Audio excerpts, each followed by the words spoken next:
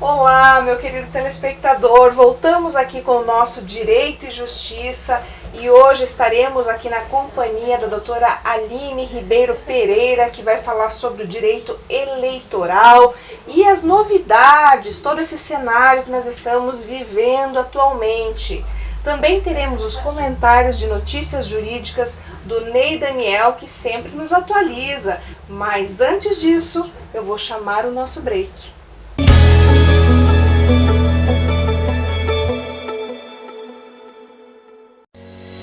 A Domínio Legal Soluções Imobiliárias é uma empresa que possui como objetivo social a gestão imobiliária, no que se inclui a regularização de imóveis. A Domínio Legal Soluções Imobiliárias trata da particularidade de cada cidadão, dentro das necessidades sociais dos moradores das regiões afetadas pela irregularidade imobiliária. Domínio Legal Soluções Imobiliárias.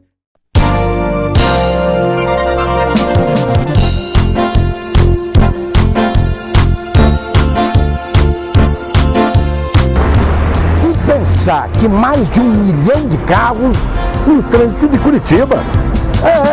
Na correria do dia a dia, da escola para casa, da casa para o trabalho, a gente esquece que nesses 1 milhão de carros tem gente dentro.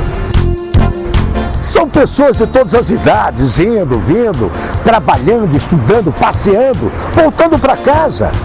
E as motos? Motoqueiro, são mais de 100 mil pessoas. Ao invés de pensarmos só em carros, motos, máquinas, vamos pensar nas crianças, nos jovens, nos vovôs, nas vovós, trabalhadores, família. Vamos valorizar a vida, a alegria de estarmos vivos, fazer parte da vida de uma cidade que a gente ama.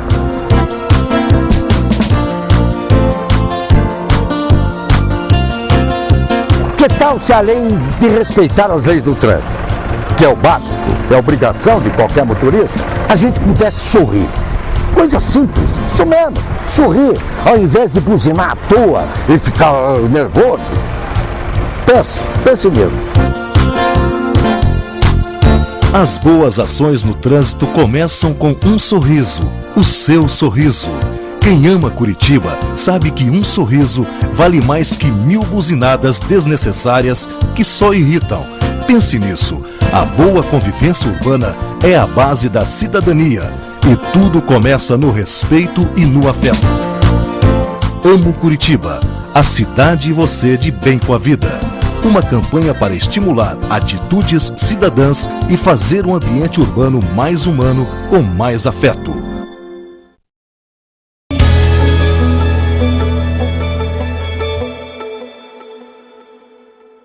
A juíza de direito da 20ª Vara Civil de São Paulo condenou uma empresa aérea ao pagamento de indenização por danos morais e materiais por ter deixado de alimentar 4 animais de estimação por quase 30 horas, além de ter cancelado voos, rebaixado os clientes da classe executiva para a classe econômica e não ter prestado assistência material pelos atrasos.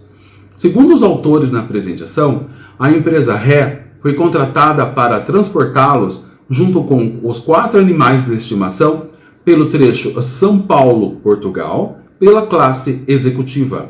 Ademais, alegam os viajantes que ocorreu um atraso de 12 horas do voo, onde os animais ficaram sem ser alimentados com ração e água, e que também ocorreu a alocação dos autores para a classe econômica, partindo apenas no dia seguinte da data prevista. Entretanto, a companhia aérea, por seu turno, apenas defendeu que não houve falha na prestação de serviços e que os autores chegaram ao destino em segurança. Mas, no entendimento da juíza do caso, a Ré não trouxe aos autos a justificativa para refutar a sua responsabilidade sobre os eventos que acometeram aos consumidores. Nesta seara, a magistrada julgou o pedido procedente para condenar a empresa aérea a pagar os danos materiais, bem como os danos morais aos autores.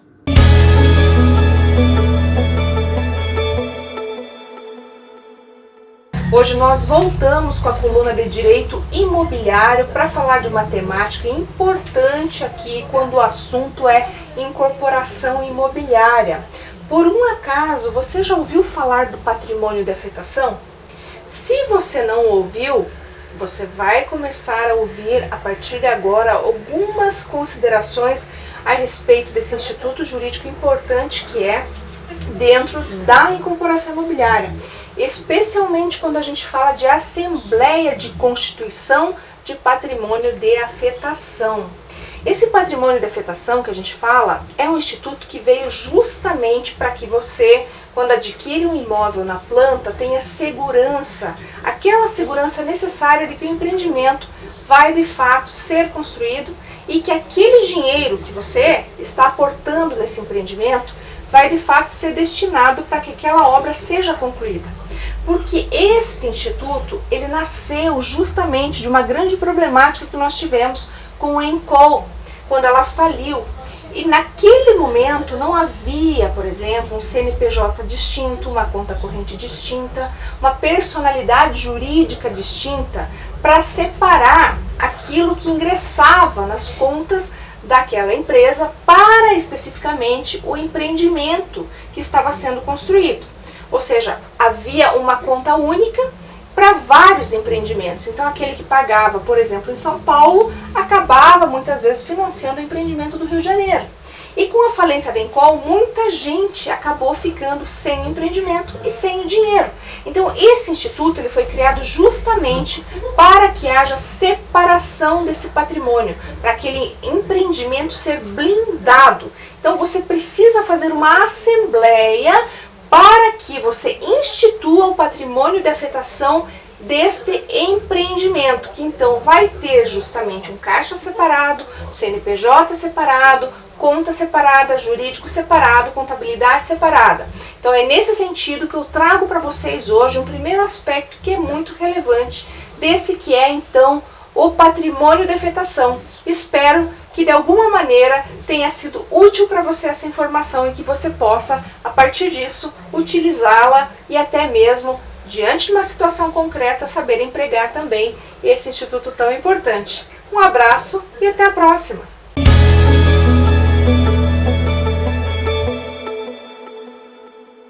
Voltamos aqui com o nosso Direito e Justiça e hoje com uma convidada muito especial para falar de um tema extremamente oportuno para nós, que é o direito eleitoral, com a doutora Aline Ribeiro Pereira. Como vai, doutora Aline? Tudo bem, doutora Débora, prazer. Prazer é todo meu, seja muito bem-vinda. Obrigada. Agradeço imensamente por ter aceito o convite do programa Direito e Justiça, tá? Porque esse tema, ele é nevrálgico, é algo que o nosso público precisa conhecer cada vez mais, doutora. Sim. Então, assim, ninguém melhor do que a doutora para falar, esclarecer o público hoje aqui sobre essas questões que são tão urgentes, tão importantes, né, diante aí desse cenário que nós estamos vivendo, né, de dualidade, né, de polarização, né.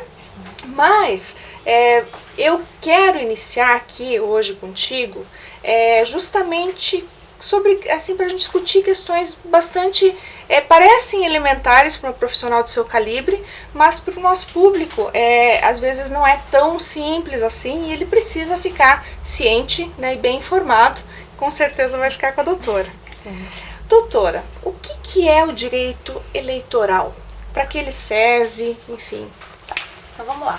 O direito eleitoral, ele é um ramo do direito público, tá? Que ele se volta para estudar o processo de escolha dos representantes a cargos eletivos. Então, além disso, ele estuda os sistemas eleitorais, os direitos políticos, ou seja, como votar e ser votado também. Isso é muito importante, porque o que a gente recebe muitas vezes, para além daqueles profissionais, né, daqueles candidatos que já estão acostumados a sempre concorrer a cargos, a sempre participarem das eleições, tem aqueles também que querem iniciar agora e que não sabem, que não têm nenhum conhecimento sobre isso. Então, muitas vezes, o cidadão chega, ele não sabe nem como que começa, como que funciona um pleito eleitoral. E mesmo que não se candidate, né, como cidadão é muito importante saber isso. Então, o direito eleitoral estuda o processo eleitoral também, a legislação que se aplica, tudo voltada a eleições, é o nosso objeto de estudo. Eu entendo. E imagino que agora, até diante de tudo isso que a gente está conversando aqui, muitos sejam os problemas relacionados ao direito eleitoral, né? E quem é o responsável pela resolução, ou seja, para possibilitar, né, essa resolução do conflito perante o judiciário quando o assunto é o direito eleitoral? Então vamos lá, nós advogados, né, somos essenciais ali, advogados eleitoralistas, né, especialistas em direito eleitoral.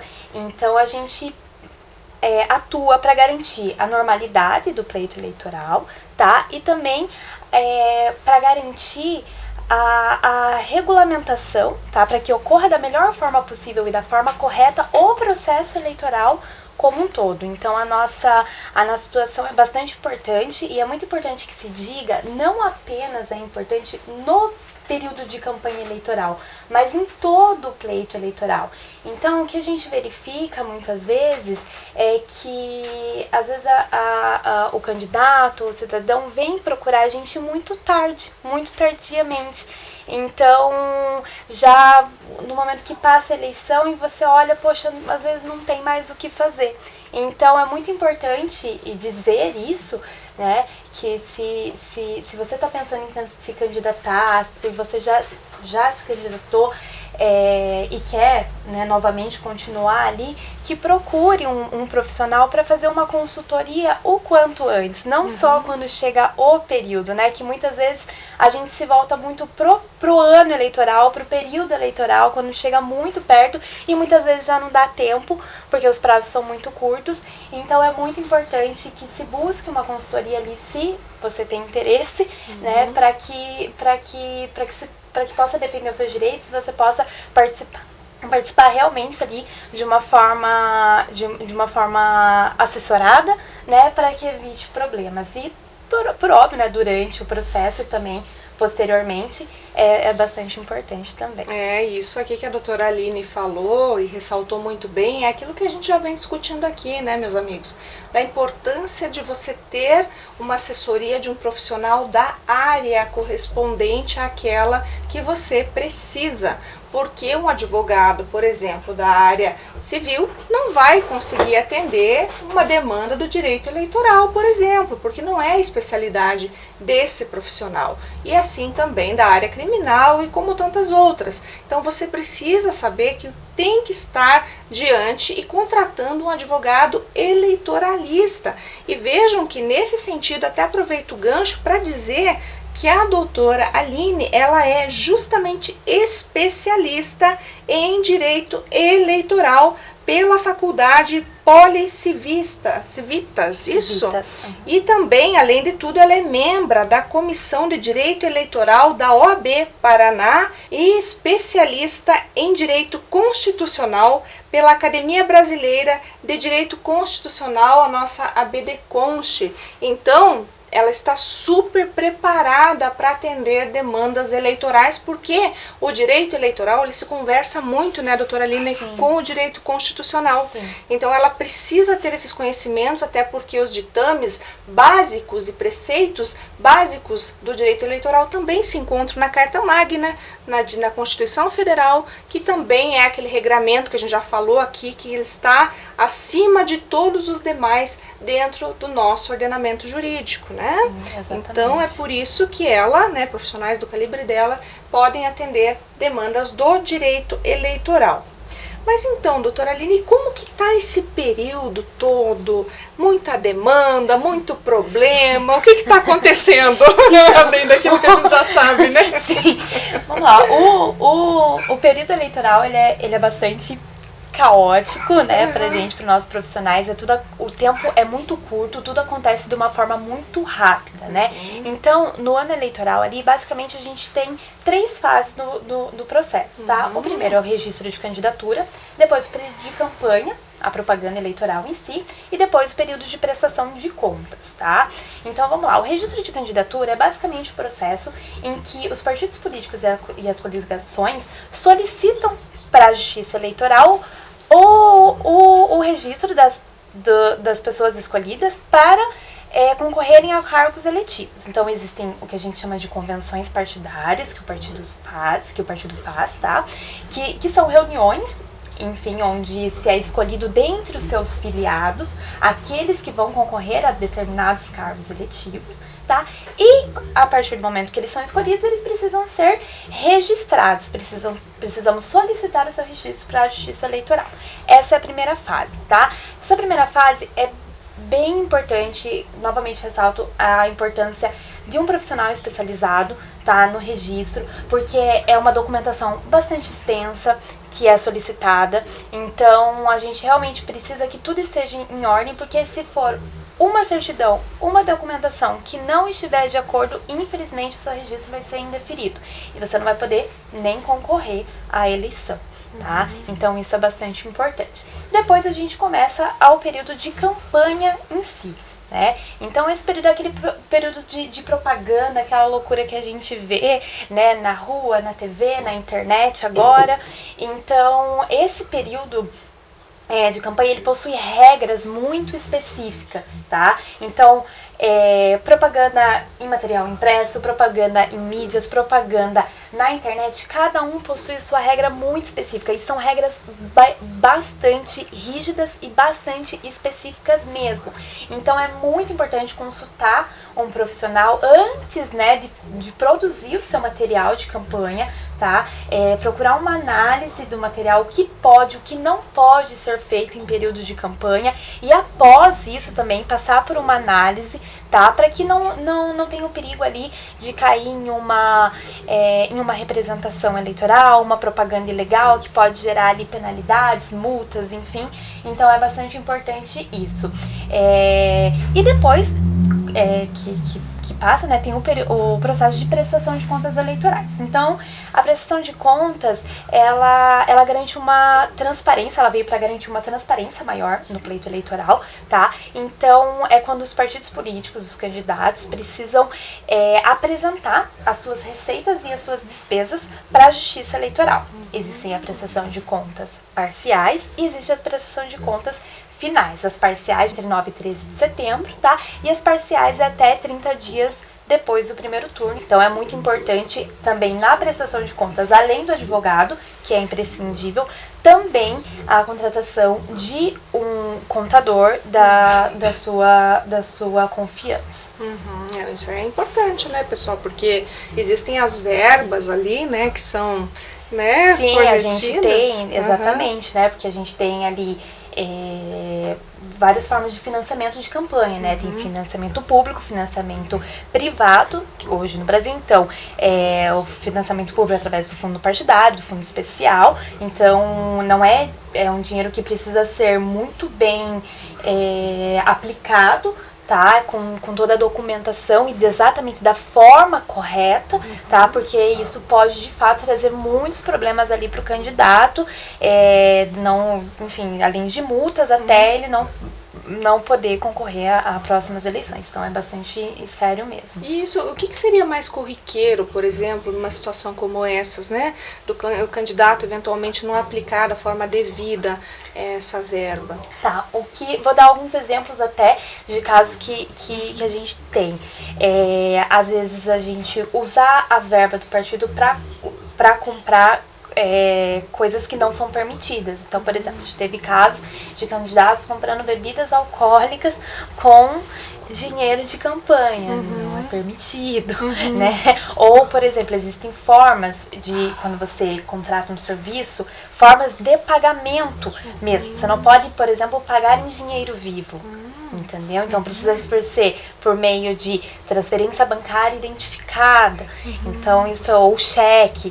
também identificado. Tem um então, lastro, né? Exatamente. Então, assim, são normas que a gente tem que são bastante específicas. Muitas vezes a pessoa, o candidato, muitas vezes mesmo, o candidato não tem esse conhecimento, acaba fazendo, às vezes nem mesmo de má fé, né? Às vezes faz Falta de conhecimento mesmo, faz um procedimento errado que ali acaba gerando né, um indeferimento da sua prestação de contas, então uma multa, ter devolução de valores que muitas vezes não são baixos. Então realmente é muito importante procurar um profissional ali para te auxiliar durante todo o período. É isso que a gente sempre repete aqui, caros telespectadores, da importância do direito e justiça hoje no cenário nacional do nosso programa, porque ele tem justamente o escopo, nessa característica de poder informar você, de poder trazer para você de uma forma clara, de uma forma ampla, objetiva também, essas questões do direito, para que você que está aí na iminência, aí, quase, né, tentando se candidatar, ou perto de se candidatar, saber exatamente como proceder, para não ter nenhum equívoco, para não ter nenhum erro, para depois não ter um impedimento lá na frente, né, qualquer situação, uma multa, né, de você eventualmente concorrer ao cargo, ou até mesmo assumir, né, doutora? Sim, porque tem muitas questões com também, certeza, né? Com certeza. Então, é muito importante para que você consiga se candidatar, né? Passar primeiramente se candidatar, porque alguns não conseguem nem mesmo se candidatar, ou se candidatam às vezes não tem, por exemplo, o registro deferido, né? Ou recebem muitas multas durante o período de campanha, ou comete alguma irregularidade muito grande no período de campanha, abuso de poder político, abuso de poder econômico, então, e que pode ali acabar gerando uma cassação do teu diploma. Então isso realmente pode gerar consequências muito mais gravosas, tá? Então, o que também é importante dizer, eu acho bastante importante dizer no direito eleitoral, é que a gente também faz a atuação não apenas, né, para os candidatos, para partidos políticos, apesar de ser sua maioria, por óbvio, né? Mas muitas vezes eu também presto assessoria para pessoas jurídicas que às vezes querem orientar os seus funcionários em período de campanha, principalmente como a doutora comentou, que está num período muito polarizado, então o que pode, o que não pode, porque hoje em dia, por exemplo, pessoas jurídicas não podem fazer campanhas, não podem financiar campanhas, então é muito importante essa orientação, tá? OCIPs, ONGs, organizações sociais também, que às vezes trabalham ali com determinados políticos num processo de aprovação de projetos de leis e tudo mais. Então também é muito importante ter essa atuação de um advogado eleitoralista para saberem quais os limites, o que pode e o que não pode. Então é bem importante deixar claro essa abrangência ali do direito eleitoral. Bacana, né?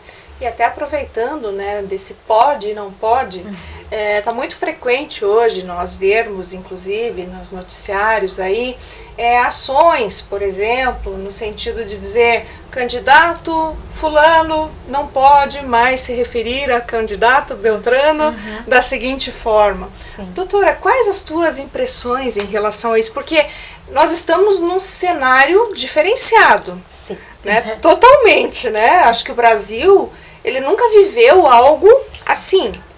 Como dizem no direito, é um cenário sui generis, né? A gente nunca viveu algo assim. O que você tem? Quais são as tuas impressões sobre isso? Porque tá muito comum, é corriqueiro, toda hora, ai, fulano não pode falar isso, fulano não pode falar aquilo, né? Vamos lá. Hoje em dia, a gente viu, tá mudando um pouco nos últimos anos, na verdade, a forma de manifestação política e até da propagação de propaganda eleitoral, né? com o advento da internet, hoje em dia a gente vê muitas manifestações pela internet, o que antes não era tão comum. A gente via muito mais campanhas de ruas, enfim, e hoje em dia isso vem se mudando, isso está se alterando bastante. O povo ganhou voz. Exatamente. E agora ali na internet, né, se coloca, e é muito rápido a forma que é colocada, que é veiculada, né? Então existem muita discussão sobre isso. Então meio que a internet virou aquela terra de ninguém, eu posso falar o que eu quiser, e não funciona bem assim, principalmente em campanha eleitoral, tá? A gente, por óbvio, tem a liberdade de expressão, né? Isso é um direito fundamental nosso, de todo cidadão. Então a gente pode se manifestar, uma das formas de manifestação da liberdade de expressão é a manifestação política, então é muito importante, mas a gente tem que entender que a liberdade de expressão, ela é um direito fundamental, mas ela não é um direito absoluto, né? Então, por óbvio, a gente vai ter limitação ali numa questão quando ofende a honra de outra pessoa, né, de um candidato, de um partido. Então é muito importante, ou quando se propaga um discurso de ódio.